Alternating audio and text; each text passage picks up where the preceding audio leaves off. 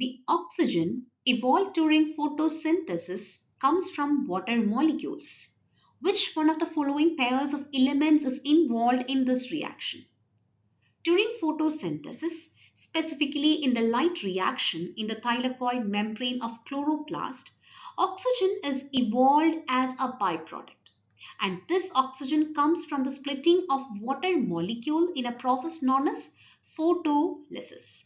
So during photolysis, the water molecule splits into oxygen, protons as well as electrons. And the key elements involved in the splitting of water molecules are manganese and chlorine.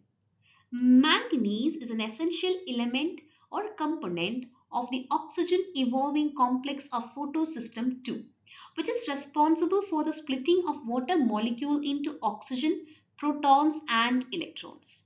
Now the second element is chlorine.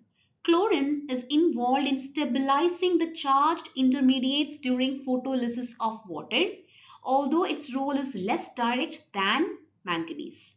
So here the answers will be manganese and chlorine. So the answer is option B, manganese and chlorine.